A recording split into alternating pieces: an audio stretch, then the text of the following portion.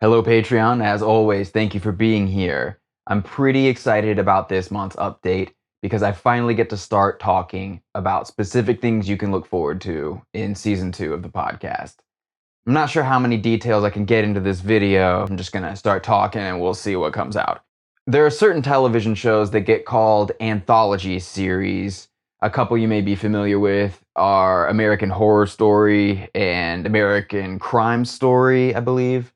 With those shows, each season tells a story that's specific to that season and largely unconnected to other seasons of the show. So with American Crime Story, for instance, the first season was about the O.J. Simpson murder trial, and the second season is about the murder of Gianni Versace. That's basically what the first season of Cocaine and Rhinestones was, only on an episodic level. As each episode was released, certain themes were revealed that tied each episode together to varying degrees, but it would have been possible for someone who was a fan of Loretta Lynn to only listen to that episode and walk away with a semi-complete story and no need to listen to the rest of the season unless they wanted more stories. I'm not sure how many episodes in season 2 are going to function that way because, and I know I've said that George Jones is a part of season 2, but I don't think I've explicitly stated this before. The entire second season of Cocaine and Rhinestones is structured around the story of George Jones. I'm sure some of you were able to read between the lines of things I've said up to this point and draw that conclusion. Every episode of this podcast, second season, serves the purpose of trying to understand George Jones. So I've been living in a whole different world than the world I lived in making season 1 of this show. Trying to tell one story comprehensively is a very different thing than just to tell a piece of a story or give the highlights of a bunch of different stories like I did in season 1. In season 1, Ernest Tubb basically told you the bare minimum of what I thought you needed to know in order to understand just one story that involved Ernest Tubb, that story about him trying to shoot Jim Denny. Merle Haggard, Loretta Lynn, there's no way I could have told their entire stories in the amount of time it took me to talk about just one song from each of those artists. If you look back at season 1, the two-parter on Buck Owens and Don Rich, if you put that together as one episode, that would for sure be the longest episode of the season. That's the closest thing to what I've been working on for season 2. But even then, that was still just a highlight reel, the anthology season version of the Buck Owens story. If someone had hired me to write a biography of Buck Owens, it would have been a lot longer than the scripts for those 2 episodes. And that's probably a good way to think about season 2 of the podcast. And when it comes to George Jones, I knew there was no way to tell this story without it taking up a whole season of the show. And I knew certain artists or certain stories would have to be given an entire season before I started working on that first anthology season. In fact, my plan is to bounce back and forth between this approach to a season of the show. So season 1, anthology season with a bunch of different stories. Season 2, whatever stories need to be told to understand one story. Season 3 is going to go back to the anthology thing. Season 4, back to one theme. You get it. I know that's how the first 4 seasons of the show are going to look. And if that works well for me, then I see no reason to change that strategy. Now, the reason why George Jones has to be a whole season is, like I said in the very first episode of this podcast, he is indisputably the greatest country singer in history. And when I said that, I didn't say you can't enjoy listening to another singer more than you like listening to George Jones. And I didn't even say that his voice isn't the most annoying sound in the world to someone who's watching this probably. What I said is he's the greatest country singer in history.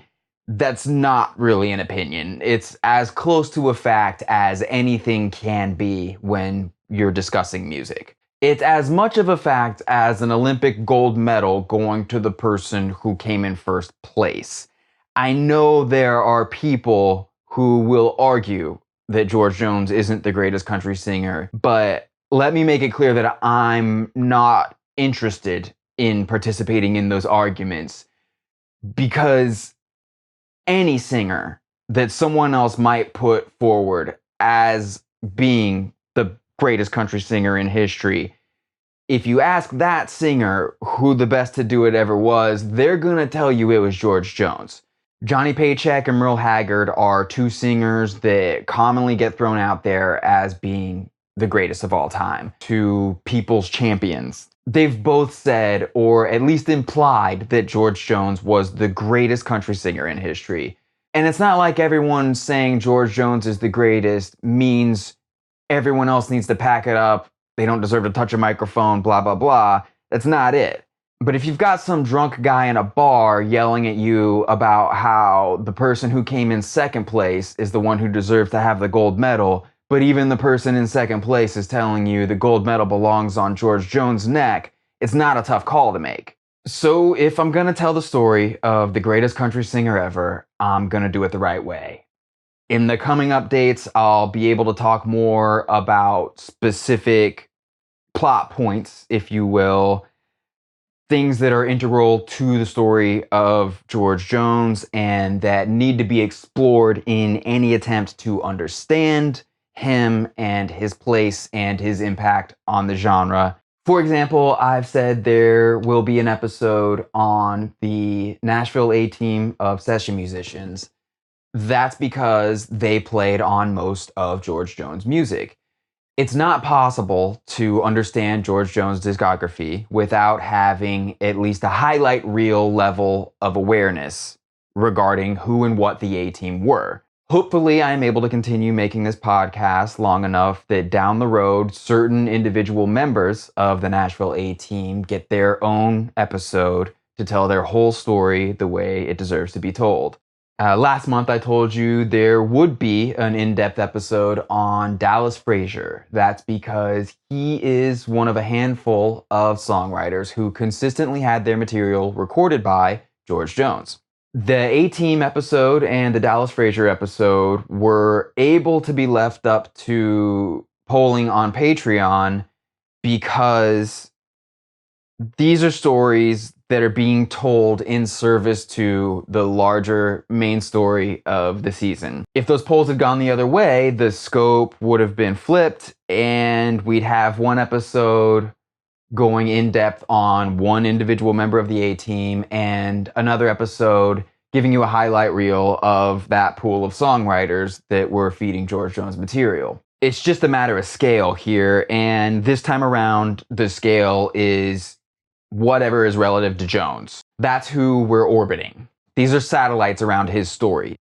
It almost goes without saying, but Tammy Wynette is another story that has to be told in order to tell the George Jones story. So she's another satellite that we have here.